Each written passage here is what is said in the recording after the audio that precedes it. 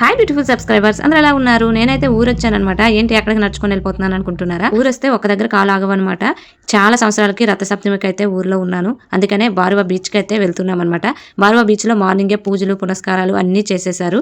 కానీ మేము వచ్చేటప్పటికి 12 అయిపోయింది. అప్పుడు కూడా జనాలు ఉన్నారు. మీలో ఎంతమందికి బారువా బీచ్ తెలుసో బారువా తెలుసో కామెంట్ చేయండి. మీరు ఎక్కడెక్కడ నుంచి చూస్తున్నారు అనేది మీ ఊరి పేరు కూడా కామెంట్ చేయండి. ఎందుకంటే ఈ వీడియో ఎక్కడి వరకు వెళ్ళింది అనేది తెలుసుకోవాలనుకుంటున్నాను. ముందు చూసారు కదా మీరు గుడి, అది సూర్య దేవాలయం గుడి కొత్తగా కట్టారు. ఇంకొంటే ఆటోల మీద కూడా వచ్చి వెళ్తున్నారనమాట. మేమైతే మార్నింగ్ రాలేకపోయాం. మాకు 5 కిలోమీటర్సే కానీ పిల్లలతో రాలేకపోయాం. 12 గంటలకైతే భోజనం చేసి వచ్చామన్నమాట. అప్పుడు కూడా జనాలు వస్తూ ఉన్నారు పోతూ ఉన్నారనమాట. ఇక్కడైతే జున్ను అమ్ముతున్నారు. ఈ జున్ను అయితే తీసుకొని అలా బీచ్ లోకి అయితే వెళ్తున్నాము. మేము ఎప్పుడు ఊరు వచ్చినా బీచ్ కి అయితే వెళ్లే వాళ్ళం. కానీ 2-3 టైమ్స్ వచ్చాం కానీ బీచ్ కి రాలేదు. రథసప్తమి ఆదివారం అవ్వడం ఇంకా బాగుందనమాట.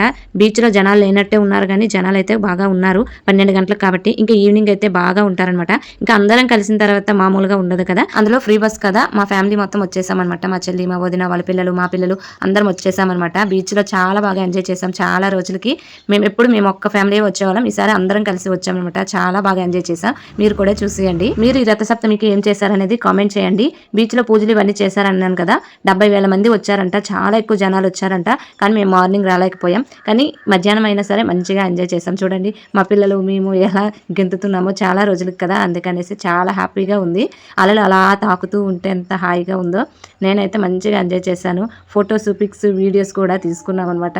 కొన్ని ఫొటోస్ కి పోజులు చూడండి ఎలా ఉన్నాయో ఒకసారి కామెంట్ చేయండి. బారువాలోనే కదండి, అరసవెల్లి గుడిలో కూడా చాలా బాగా చేస్తారు. తెలిసిన వాళ్ళు కామెంట్ చేయండి మీకు తెలుసా లేదనేది. శ్రీకాకుళం అరసవెల్లి టెంపుల్ నేనైతే ఒకసారి విజిట్ చేశాను. చాలా ప్రశాంతంగా చాలా బాగుంటుంది. మీరు వెళ్ళుంటే నాకు కింద కామెంట్ చేయండి. చూడండి మా పిక్స్ కోసం మేమైతే ఎన్ని పాటలు పడుతున్నామో. ఎందుకంటే ఫ్యామిలీతో వచ్చాం కాబట్టి ఎన్ని పిక్స్ తీసుకోవాలన్నా ఇప్పుడే తీసుకోగలం. తీసే వాళ్ళు ఎవరు ఉండరు కదా, అందుకనేసి మా వదిని నేనైతే ఇలా చుట్టూ తిరిగాము. కానీ సేఫ్ గా వెళ్ళి సేఫ్ గా అయితే ఇంటికి వచ్చేసాము. మేము లోపల వరకు వెళ్ళలేదు. మేము తడవకూడదు అనుకున్నాము.